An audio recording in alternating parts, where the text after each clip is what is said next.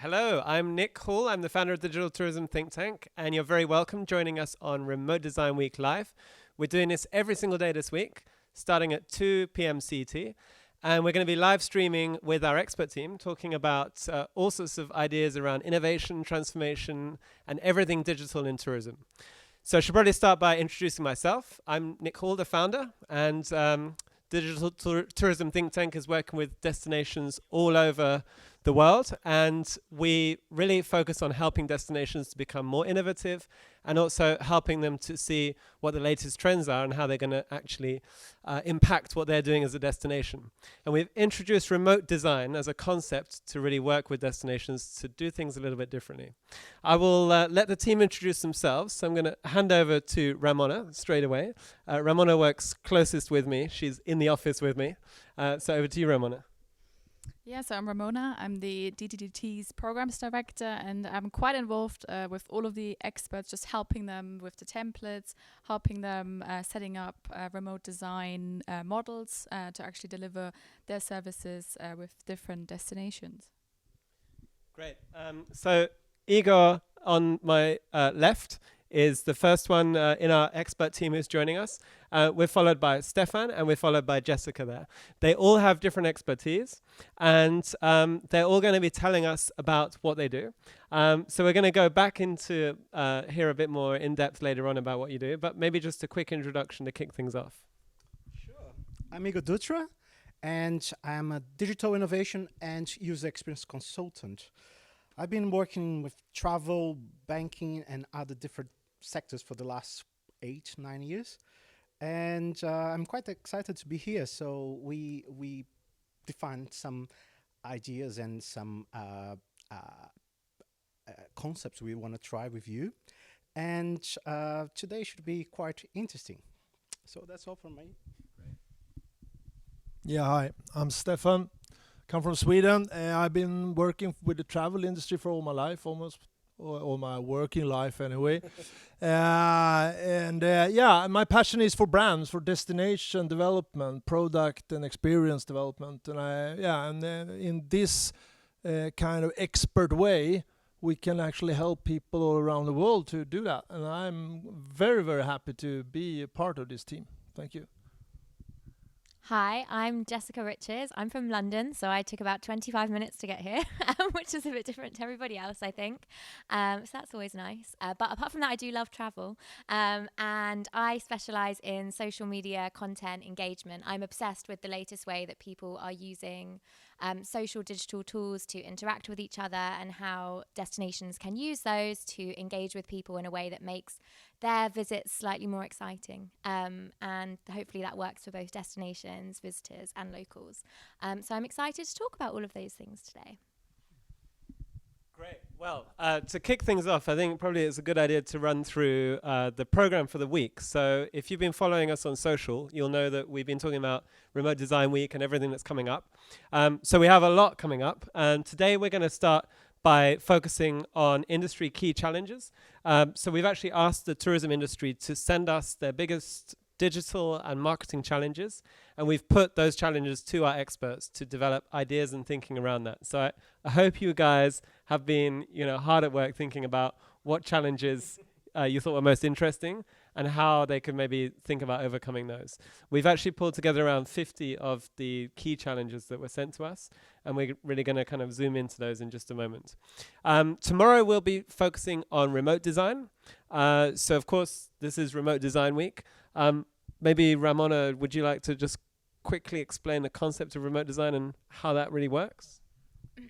Yeah, I think remote design is basically a new method. So I think it's probably fair to say that in other industries, they've been doing it for years, but as we know, travel, we're always a bit late to the game. But nevertheless, I think now is really the time, to enable different people from around the globe to actually interact and work together. So remote design really means that different teams that might be in different locations or different individuals can work together digitally.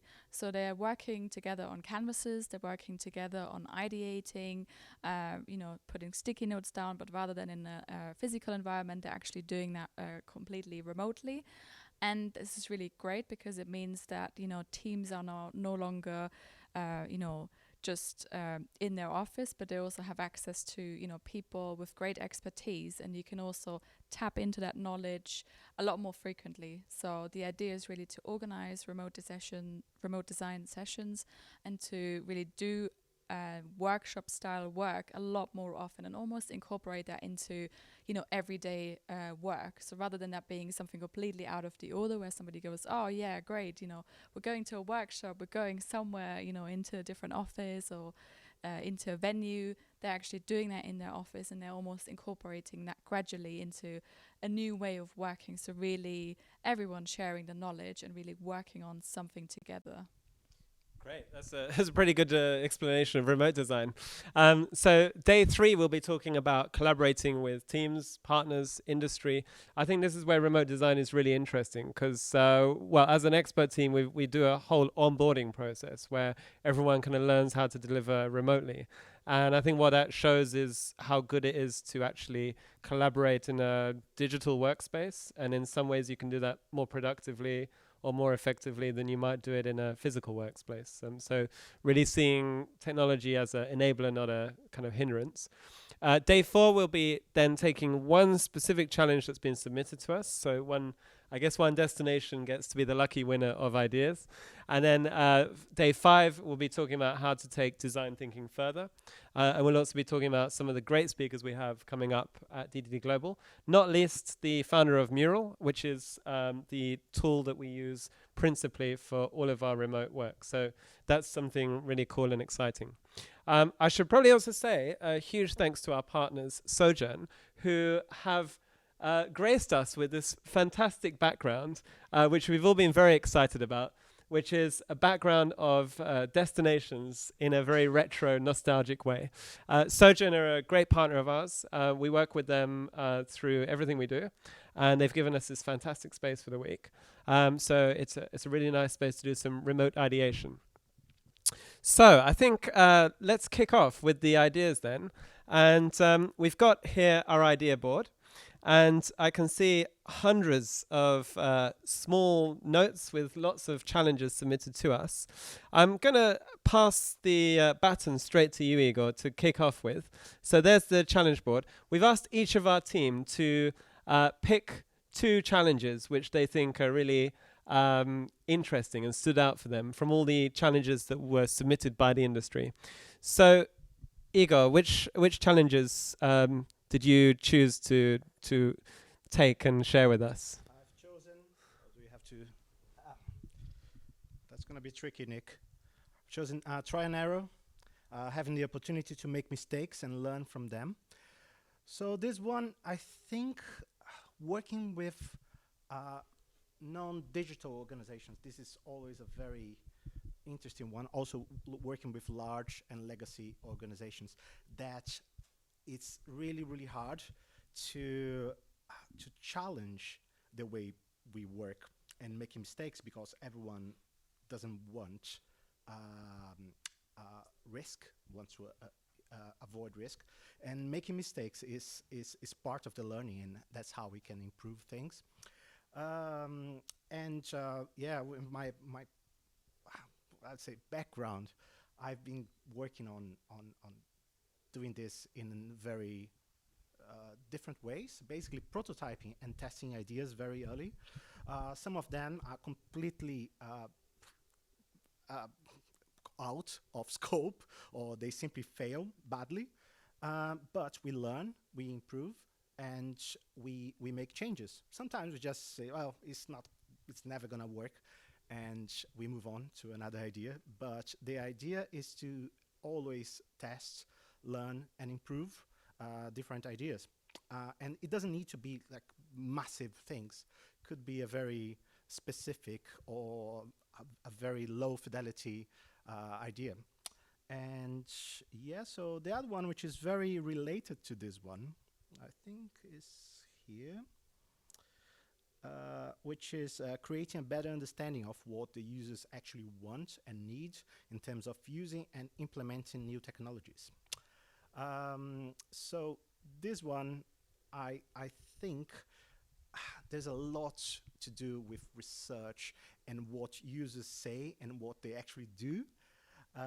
So sometimes we observe people saying, "Oh, I don't like using this," or "I'd love to use VR," but they do that because they don't necessarily know, and they are just excited about something, or they simply say, "Oh, I will never do that on my phone."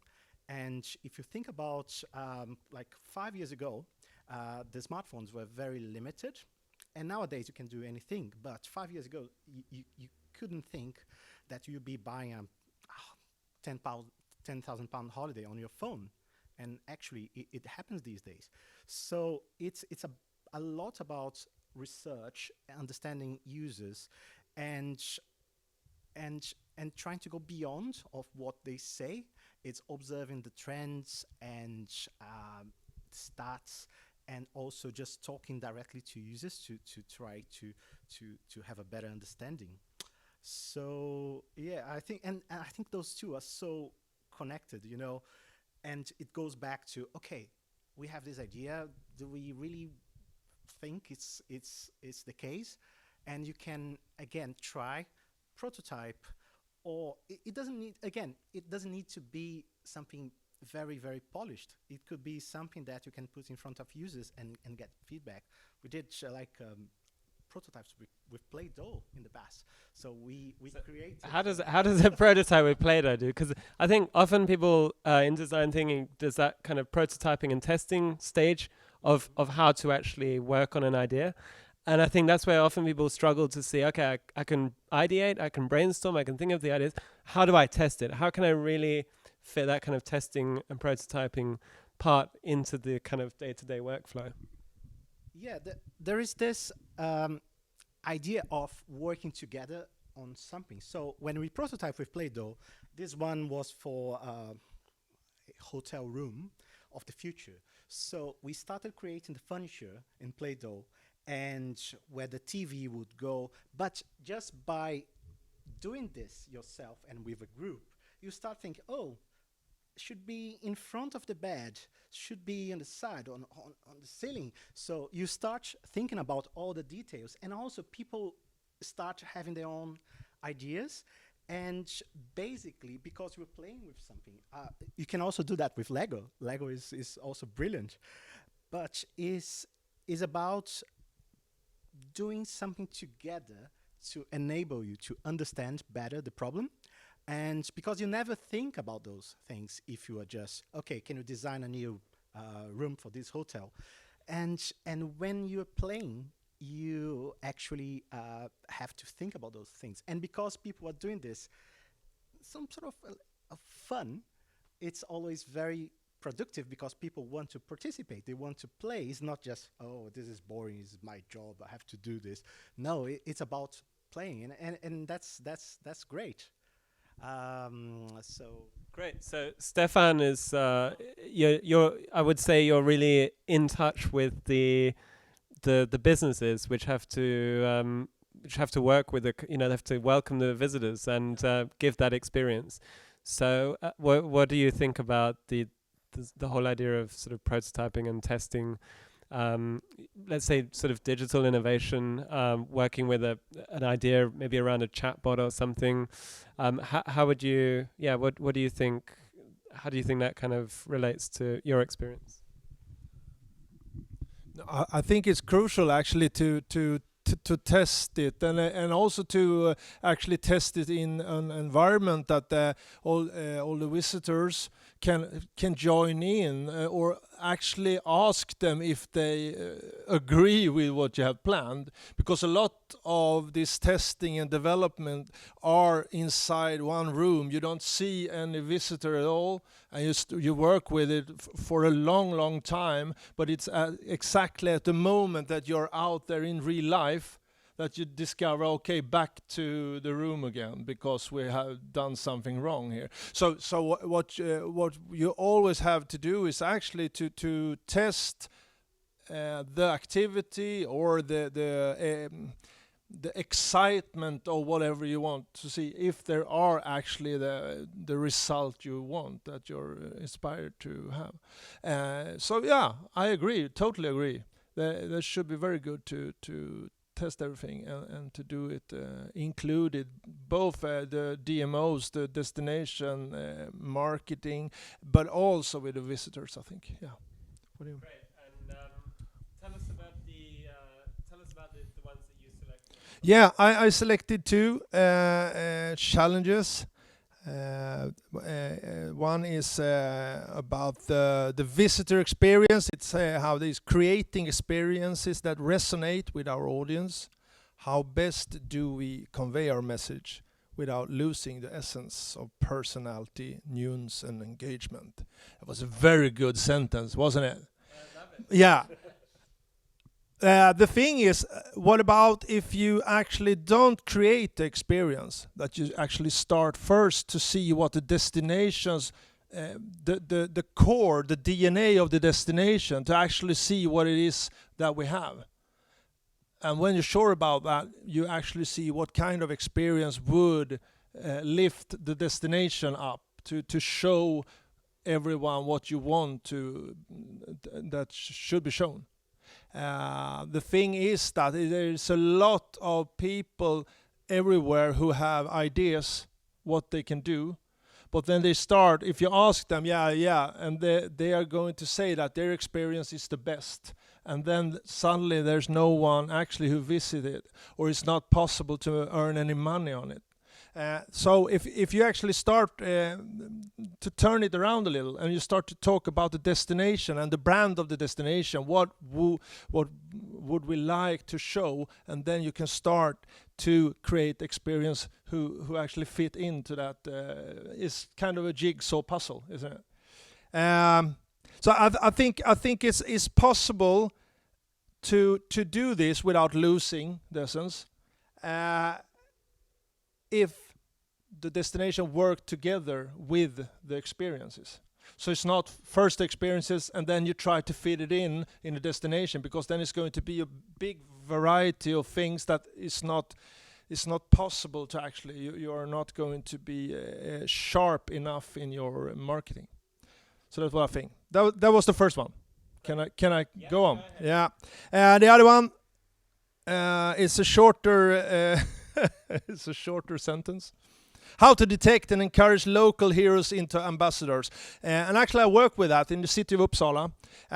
We discuss this a lot because as we can say, there is it's a very, very thin line between a visitor and a local citizen. Nowadays you need to have them very, very close to each other. So what we did in the city of Uppsala, we did put a hashtag on different occasions, different events that we knew had a positive thing. So actually when people then were taking photographs or using their mobile phones, there was this hashtag all the time, very, very close to the positive event. And then it gets a lot more traffic, and then we try to encourage actually the locals and everybody actually to market their experience, but at the same hashtag. Yeah. So I think it's very good. So actually it is also in this case try to find the top 10 events or something, and on those occasions you actually create a platform to use to actually engage people to share their experience. I think that's where's the winning thing. I think that's a really good segue to, Yeah. to Jessica. I don't know which two you chose, but I know for sure that This will be relevant. where you're at. So I'm just going to continue on from that one actually, because it's obviously something that I think about a lot, because I think about user-generated content a lot. It's one of the services I offer actually. I think Instagram makes this really, really easy for you, because now they've even integrated it into stories that every time you tag a location, it goes into the same feed. So it almost takes out all of the hard manual work in detection, because all you have to do is tap on a location, which can be your your exact destination, somewhere wider, somewhere nearby, and you can see exactly who's talking about that, algorithmically sorted by Instagram to show you who has the highest level of engagement recently. And it's just up to you what you do to take that next step to turn that person from someone who's visited, enjoyed their experience enough to share it, and then what you do to make them into a hero ambassador or someone that you can engage with. So I think that thank you, Instagram, for taking away some of the hard work, but it's also about knowing how to step that up and how to make that part of your process. And yeah, I just wanted to finish on that because I wanted to answer that one too, but you got there first. I chose about 6. I was like, this. Let me see if I can find one with my name on it. Oh, here I am. So are consumers still interested in content from paid bloggers and influencers, or do they realise it's an advertisement, thus manipulated information? That's a fun question because I think we have to think about this slightly generationally first, which is obviously my default for doing things anyway. But I think that younger people in particular are more aware that they're being advertised to all of the time. And so therefore you almost find a level of like meta awareness in lots of the posts that are sponsored or paid for, targeting a younger audience. And that's okay because they are just aware that almost everything around them since day dot has been advertising. And so I think that as long as that's kind of something that you're aware of, that doesn't detract from the message. If it's still something they're interested in, influencers are still their number one, influencers and recommendations are still their number one place for making decisions about what they want to do, what they want to participate in, and where they want to go. I think with older people, so I'm talking about above the age of like 27 at this point in time, which is quite, and I just strategically chose my own age there. I'm counting myself as a younger person, you guys can all be. But yeah, I think that they might still kind of be less aware that they're being advertised to, and therefore I actually think it is your place to make sure that they do know, because you want to build an authentic relationship. And obviously Instagram, Facebook, they have new upload tools for sponsored posts now, which is really important to remember that when you're creating sponsored content, that it's now part of your contract that you must have with the influencers you're working with, that they must go through these social network enabled methods of uploading sponsored posts, because that does help give consumers and people that you are marketing to the knowledge that you are marketing to them. Because although you are providing authentic experiences that they will be interested in, and most influencers that you work with will not post about them unless it's something they genuinely enjoyed, that you do have a duty of care to people that you're not manipulating them. So I actually think that it's important that we do let people know that it is a form of advertising. It's just a slightly more authentic one, where there is a closer relationship and where there is therefore a higher level of trust.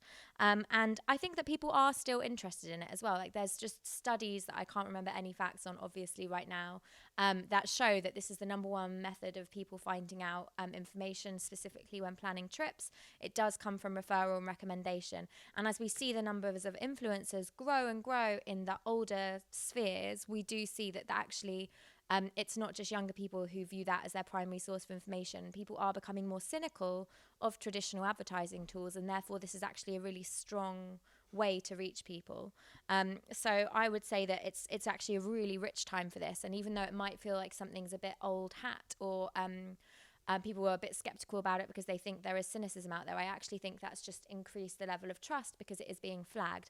And at the same time, I think that lots of people typically would flock towards bigger influencers who have hundreds of thousands of followers, where the level of genuineness from there is a lot lower. And I think there's so much potential with, number one, micro influencers, who are people who are very, very niche in certain areas, like we were just talking about. So if you notice someone regularly has the top hashtag, the top post on a hashtag, or a location that's near to you, and that often has high levels of engagement, you know that person is a local influencer.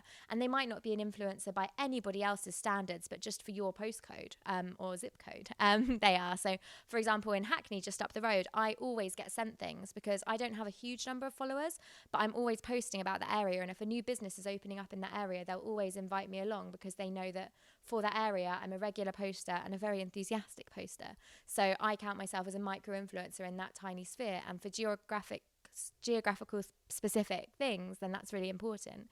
And there's a fine line between influencers, micro-influencers, and just visitors, like we talked about, ambassadors. It's about how people describe their experience can be very, very compelling. If there's 3 people on a trip and they've got between them 1,000 to 2,000 friends and followers, that's still a really, really important audience to tap into, even if most of them are friends, because it's a trusted referral. So I could talk about this all day, but I'll move on to my next one, which is quite similar. I'm going to see if I can find it on here. Well, it's not similar, but I've made it similar. So how to reach your target audience that's 60 plus on social media. So like with everything, it is about thinking about it generationally.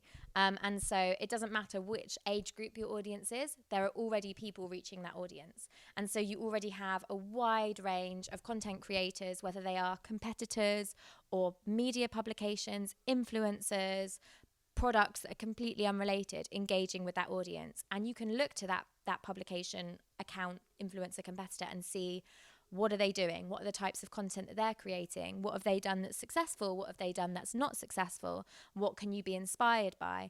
And at the same time, maybe there's even a relationship you can have with them that helps you reach that audience. So we're not in baby days of social media anymore. We're in the days where loads of big networks already exist following existing accounts. And you do have the ability to just go to someone and say, hey, I noticed that you actually have a load of people who might be interested in visiting this place. Would you like to partner up in some way? You're sharing audiences, you're sharing experiences, and that's a really sensible way of doing it when these pre-built audiences exist. And as I said before, influencers are nothing particularly new anymore. So there are influencers that exist specifically for the 60 plus demographic, and they're a really great way. And because there are seemingly less products for that demographic, I'm always interested in speaking to people who are interested in that age group. The ability to offer competitions or exclusive content is hugely valuable for these people. So I think that just because it's not an audience we typically look at reaching through social, it definitely exists. And it's one of the fastest growing demographics on Facebook when all other demographics have slowed down. And also paid for advertising, you pay for being able to target a very, very niche demographic with very specific content. And this is a great example of when that would be really handy. So doesn't matter which demographic you're trying to reach, you can target them way easier on social media than any other platform. So thank you. Excellent. So I believe, Ramona, you also selected a couple of ones that really stood out to you. So I'll give you a chance to bring it up. I think that's really tapping into you're really kind of alluding to partnerships there as well. And I think in the tourism industry, the opportunities for partnerships are just kind of endless because you're working with everybody. You're there to work with everybody. So looking at, where there's brand partnerships which are really complementary and you can tap into those audiences, the kind of possibilities are endless. We've seen some really good examples, but I think considering just how big the opportunity is, it's barely even tapped into. So over to you. Yeah, so I chose the challenge, lack of employees with digital knowledge. And I think from my perspective, there's probably 3 different areas how you could tackle that challenge. One, I'm a bit biased, of course, because a lot of the work that I do is around our Launchpad, and where we collect a lot of best practices, where we look at a lot at what the industry is actually doing. So actually checking out, what is the destination doing on Instagram, how they're working with influencers, how is the website doing, have they launched something new and interesting, all of these different areas. And it's so important to really stay up to date with that. But of course, I understand that for most destinations, it's really difficult to even, I think, get to the stage where they feel their team, has a good digital knowledge, because everything is changing all the time. And it can be really difficult, I think, just to keep up with that. I think it was a good example that Jessica said in terms of Instagram just recently launched sort of the tag underneath somebody's post, where now in Instagram stories you can now say sort of sponsored by someone. And there's new regulations in many countries now where you absolutely have to do so. And if you don't mark that, then, you might get sued for that as well. So that, of course, changes overnight. And all of a sudden, it's like a new thing that you need to learn. So often I think it's quite daunting sort of having to keep up with so much while still doing your daily to-do list and while still working on your big projects and campaigns. But I think there's a couple of, life hacks maybe that teams can adopt. And I think the first one is really if you have the opportunity to reorganize, a weekly or monthly meeting with the entire team, then definitely don't make it a meeting, that's just built around, giving everybody an update. I think it's a lot better if everybody, stands up and gives a quick sort of 2-minute, shares for 2 minutes maybe, what is the most interesting thing they've learned. So if the person that's managing the Instagram has seen a post go absolutely viral, or a new trend is happening, then that's something that the entire team should really know, because that's a major opportunity. And I think often as a group, and you said that earlier as well, Igor, as a group, you can spot opportunities, and by thinking about, stuff that other people are saying, you can come up with completely new perspectives on things that maybe you as an individual couldn't have thought about. So I think, definitely think about reorganizing, those meetings and making them also a bit fun and educational at the same time. And then I think the second thing is a lot of teams, especially social media teams actually, they're often a bit out there because they have to do a lot of, learning by doing. So they have to, learn how to do, Instagram stories. So the best way to do that is really to go out and do that. So take the time to experiment, do maybe an incubator where you focus on, how to create video content, or maybe also, user testing on the website, by really sitting down and, just going through the website and then sharing that knowledge. So I think it's all about sharing that knowledge with everyone as a team, really collaborating, really talking to one another. And it sounds really straightforward, but we know, and everybody knows, that talking to somebody else and sharing stuff that's going on in your own head can be actually the hardest step to do. Once you're over that, and once you have sort of that weekly or daily exchange with someone, then it's really easy to build up your knowledge gradually. I think the tip that I always have on this is also to make sure you're a good consumer. So if you're not a consumer yourself, it's really hard for you to be able to relate to consumers. So Jessica is the perfect example of someone who lives and breathes social.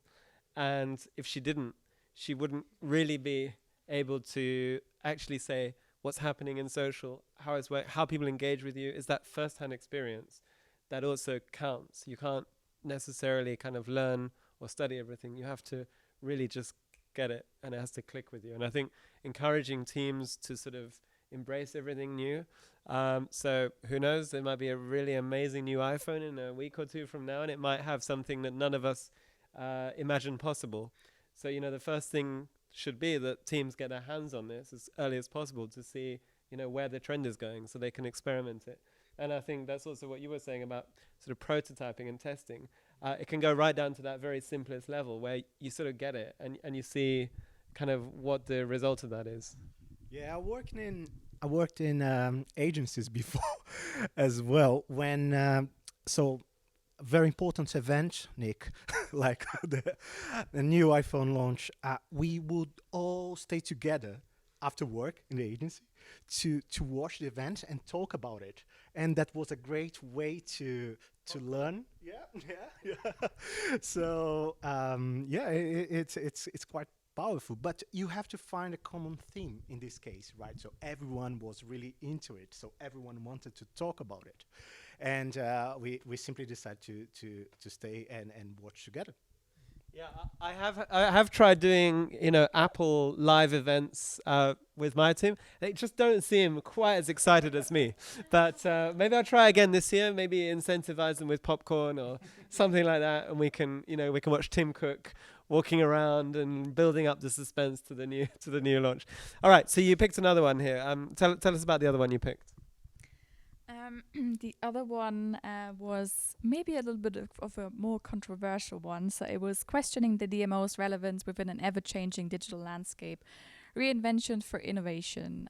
Well, I think basically, it is a challenge, that where is the place for DMO? How can you add value, and what's the role? But I think it's been really discussed, a number of times, and, DMOs won't go away. But it's really important to find the right space and place for destination to really add value to the partners and stakeholders. So what we're seeing at the moment is really a lot of destinations are reinventing their organization. We've actually seen Helsinki just going through a major transformation. On the one hand side, they've changed their name, so they're now called Helsinki Marketing rather than Visit Helsinki, I think was their name before.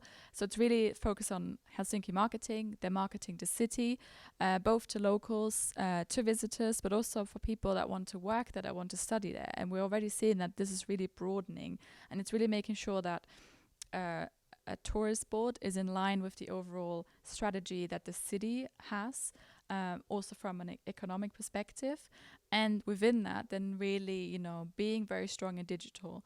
So we're now really seeing that destinations are now wanting to own the digital space for their city, and also really enabling all of the businesses and partners that they've got within a destination to really, know their stuff, to really educate them. And another example is Copenhagen. So wonderful Copenhagen.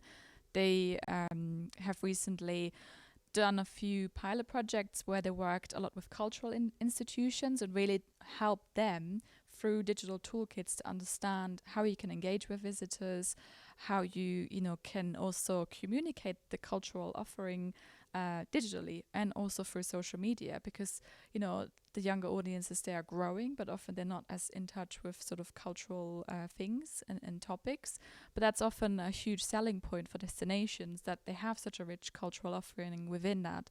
So I think every city and every destination should really almost have maybe one day where they think about that, maybe as a big topic, and really ideate around the idea of what is the role and what's the place for our organization, for our destination, and how can we really make that work. And that's a very good segue back to me, because I recently I wrote a blog about a trip to Kosovo where I worked with the industry there, and I wrote about what would we do if the DMO didn't exist, because actually there isn't a national tourism organization in Kosovo. I saw the result of that, really, which was a very, very kind of poor showing on the world kind of visibility when it comes to places to visit. And then at a local level, different issues, just in terms of infrastructure and things like that, and product. But I think, that what you said is a kind of great way to get people to actually think about, what is the scenario for us instead of 3 or 5 years from now, will we exist? Because the reaction I had to that was huge.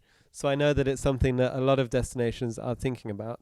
I'm going to dive into the couple that I picked, and then we'll head over to talk about the services that you guys have been developing very, very intensively, and I've been observing from the sides.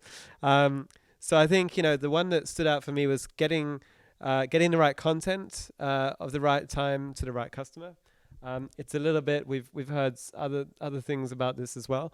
I think, getting really good intelligence, as you were saying, getting good understanding of who your customer is, talking with them, that's the most important thing. I think, understanding and being able to not just put personas together, but actually really understand what those different groups of customers look like. That's the first thing. And then creating really relevant content in all sorts of different strands, effectively building a really well-structured content framework where what messages and products and people engage with those different audience groups and how to communicate with them. And I think that's something that we spoke a lot about with our expert Emma, who will be joining remotely tomorrow, is also tone of voice. How do you make sure your brand then talks to the right way to those customers?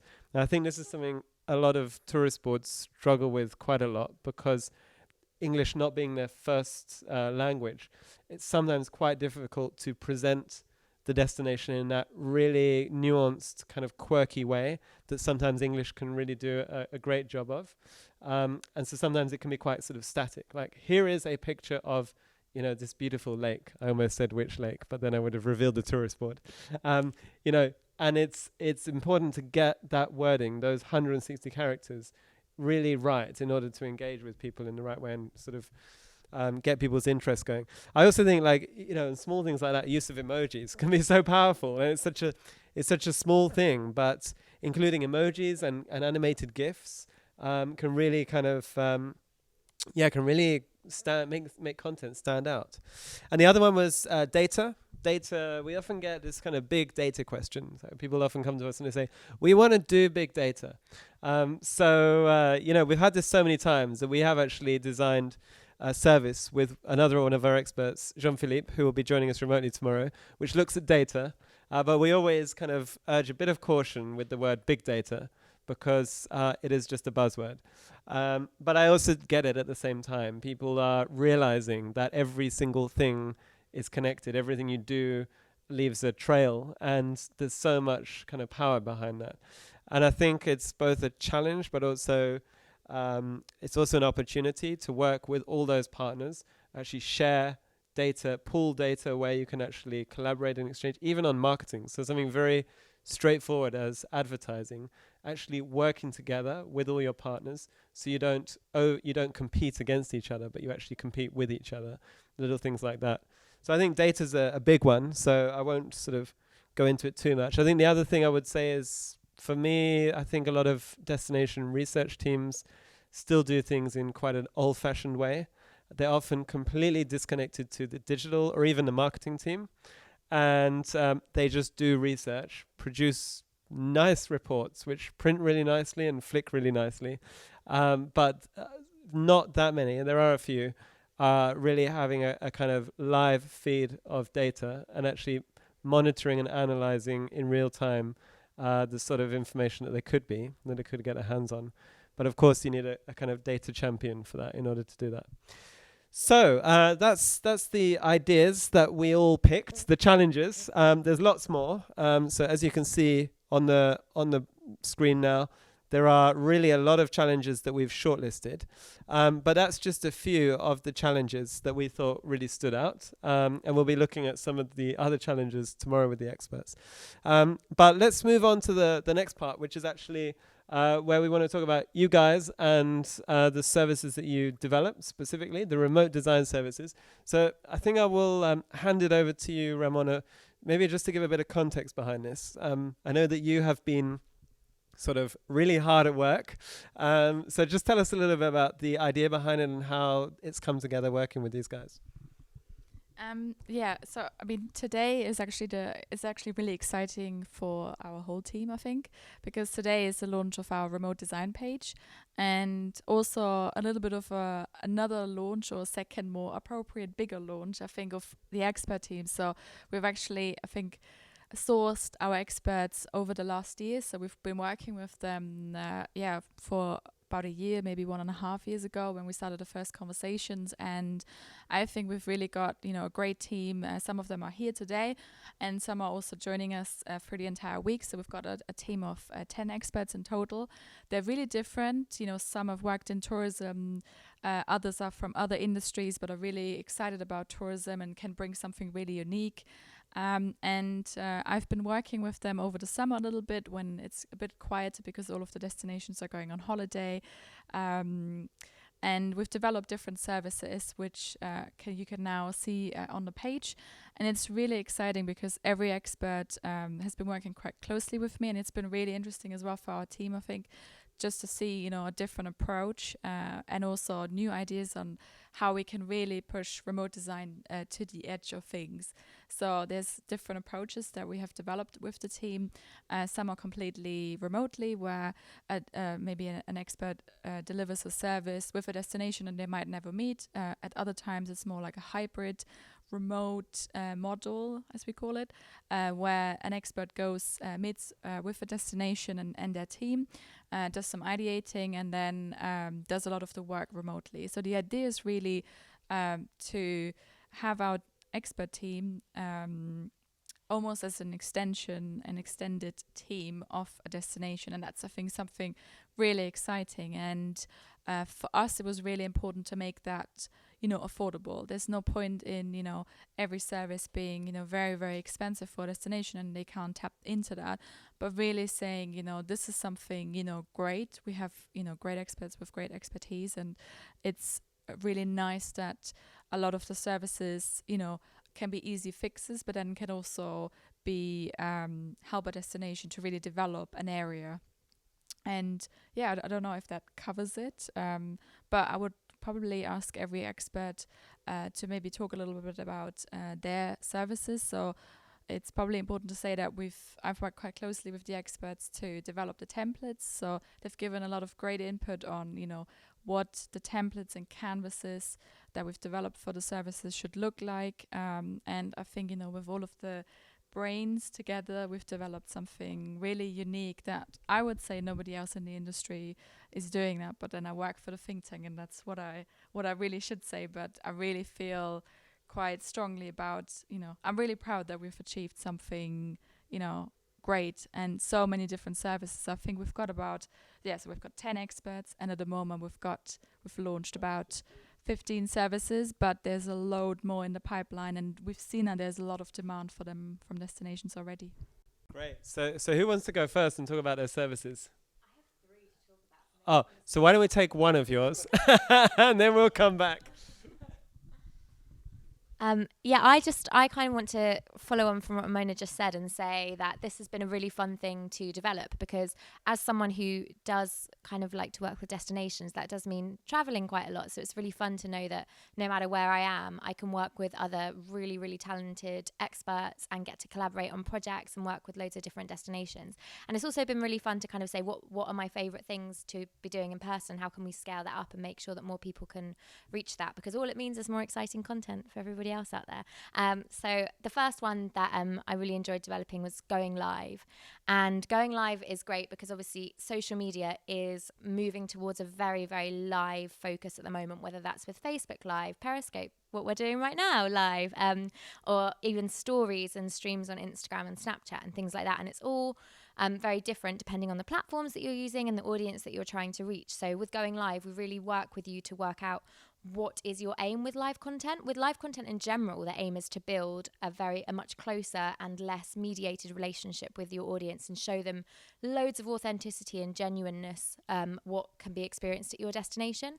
So what we do is kind of take what your aims are and also the capabilities that you already have in-house, because going live doesn't have to be big and scary if you kind of prepare for it in the right way. And then taking that and working with you to build content and process framework to make sure that live content is something that's a part of your daily plan, and that ties in with any specific campaigns or events that you have coming up in the future, as well as things that happen on a daily, weekly, monthly, yearly basis in and around your destination that you have the opportunity to take advantage of, and just helping you build internal and technical processes and structures that make going live really, really easy. So it's a very, very fun one because it's very hands-on and it's very fun to go live, as we are all experiencing today. So that's going live.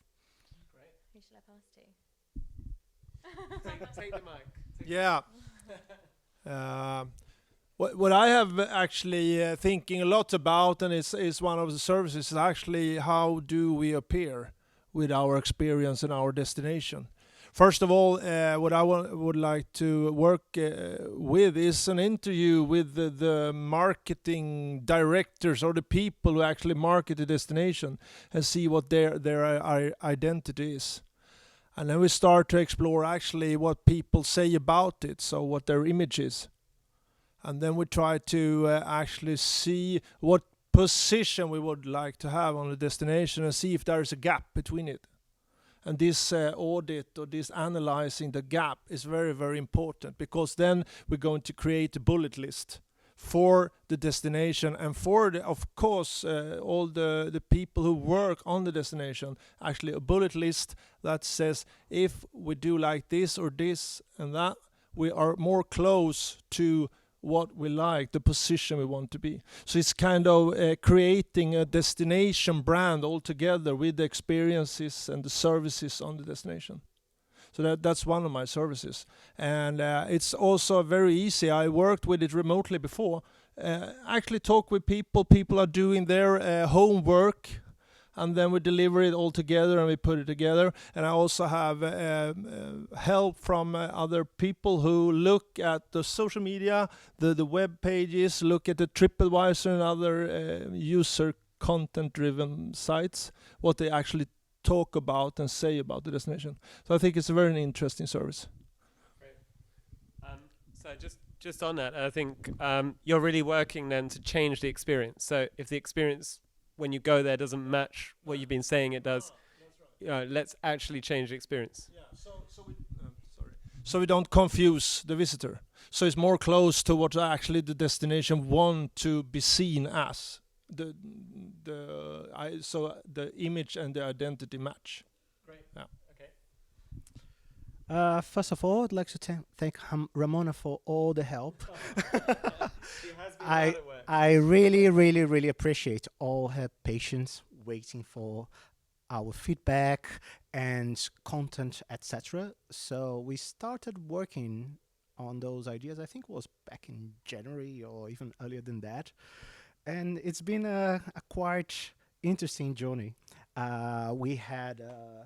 We kind of simulated this expert online process before, and it was really great. So thank you very much, Ramona. So moving on to my service. My service is called Fostering Innovation, and it's about no. No. No. It's going live. Actually, I had everything written down on my my notebook. But yeah, it's basically solving problems. So we have a problem, and how do we come up with ideas? And we decide which ideas are the best and how we deliver and test those ideas. So let's say you have a problem, and then what do you do next? So we have to understand the problem, and this is a shared understanding because you have to communicate that to your team, and then you have different views. From that, let's brainstorm what are the best ideas, and everyone starts sketching, and those ideas could be again very, very rough. And in the end of a session, we have like 30, 40, 50 different ideas. And then you have to explain your idea, and everyone has to vote what are the best ideas. And in the end, we have to prioritize and vote for the best ones. And moving on, we can prototype those ideas. As I said before, I've talked about prototyping a couple of times. And we can test and learn with users. So we can show visitors what our ideas are, and then we can validate. So this is pretty much our service, and it's based on design thinking and Google Design Sprint. But the main challenge was, how do we do this remotely? Because we can't have the full audience engaged for 8 hours. So how do we break this down? Which tools do we use? And is it going to be effective? How do we do remote testing? So it's all those questions which were really hard to answer, and we had to do a lot of research to understand. But I think we have a pretty solid proposition now. Great. So I know that we've got quite a few services in the pipeline. Jessica's got 3. You guys have 2 developed and published so far. 1 each developed and published so far, right? So Jessica, tell us about your other services. I'll try and keep these ones brief. The next one is user-generated content, which I've already talked quite a lot about today, so I can keep that brief. But the people visiting your destination are your biggest source of content and also recommendations to other people. For example, I just got back from a trip where we planned the entire trip based on going on Instagram to the destinations that we were visiting and looking at pictures and thinking, which picture do I want to put myself in for all my followers?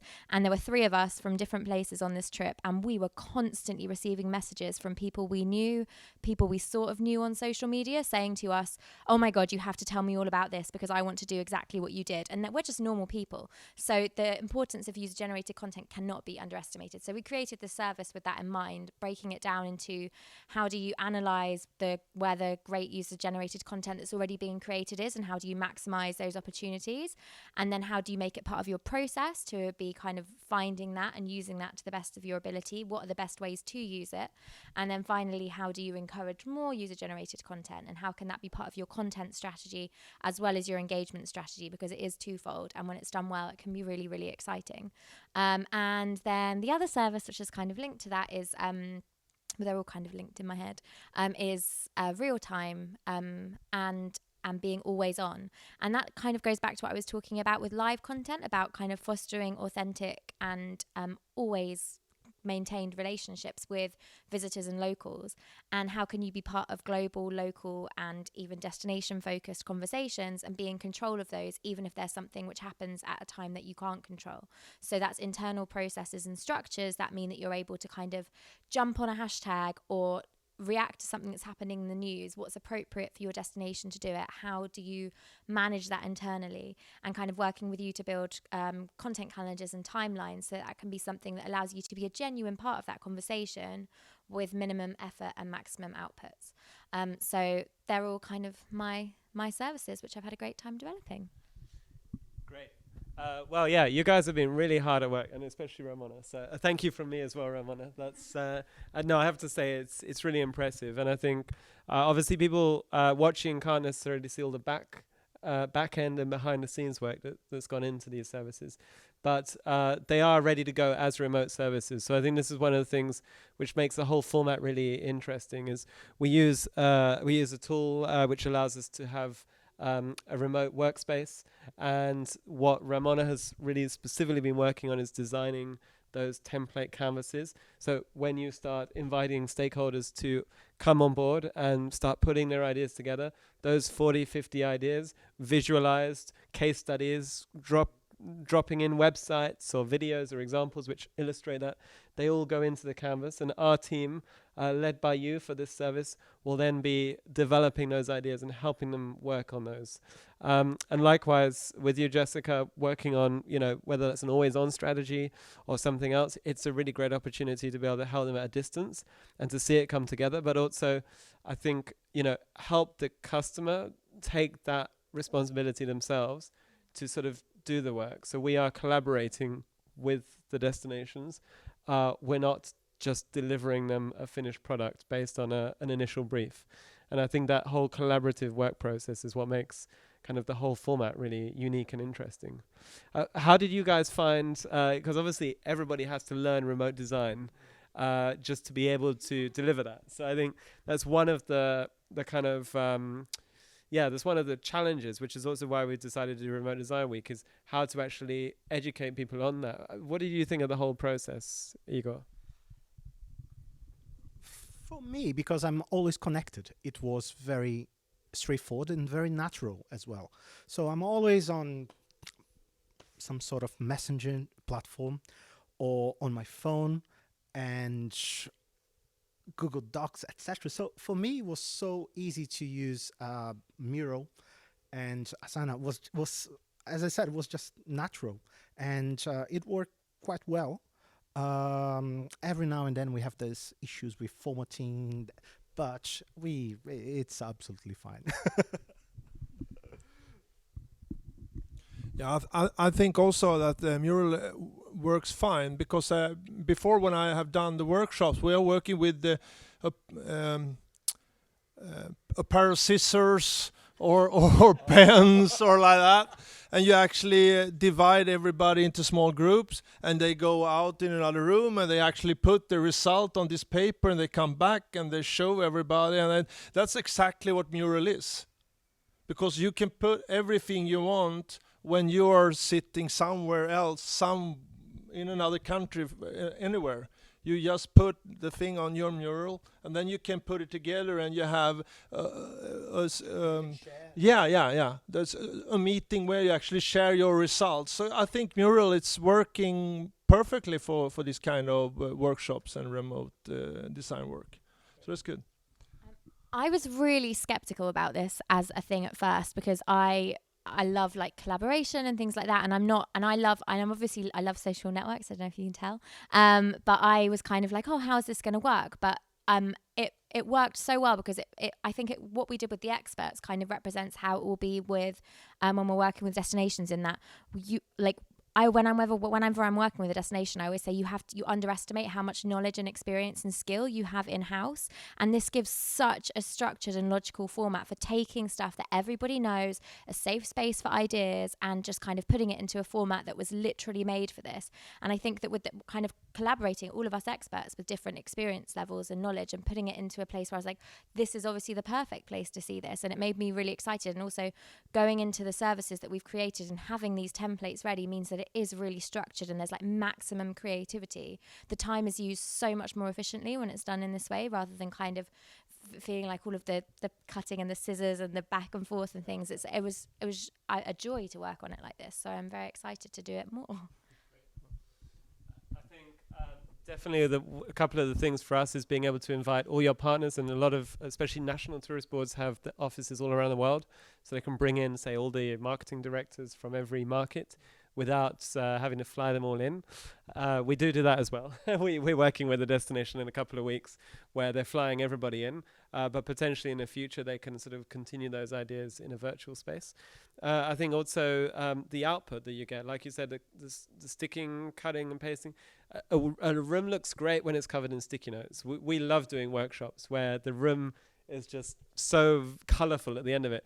But one of the problems is that it's all thrown in a bin at the end of that as well. And it's very hard to really sort of take that and turn it into anything.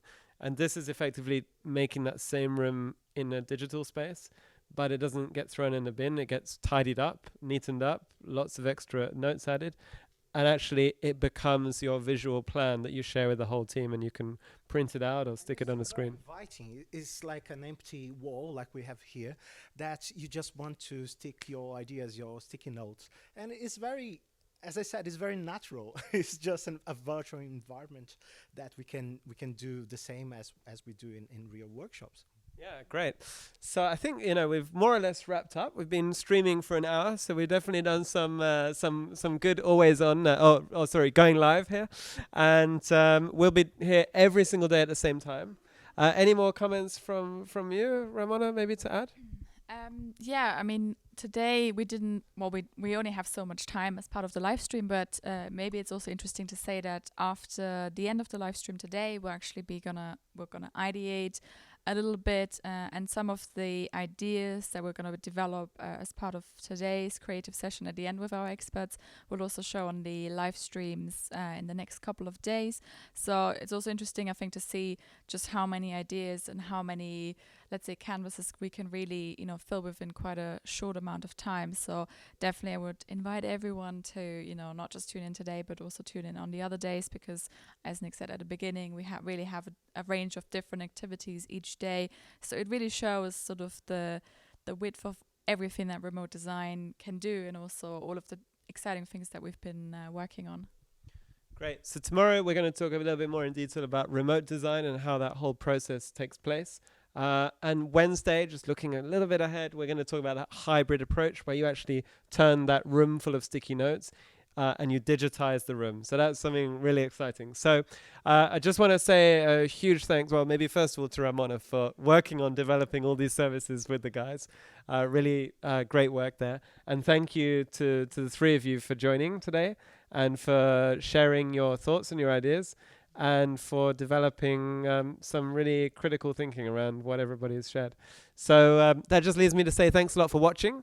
Don't forget, you can message us, and we can also connect you with any of the team directly through the chat on our website, so thinkdigital.travel. That's the best way to reach us. I know a couple of you have already been doing that during the stream. And we will be back tomorrow at 2 CET. So we look forward to seeing you then. 3 CET. Did you get that, Rob? You got that. Excellent.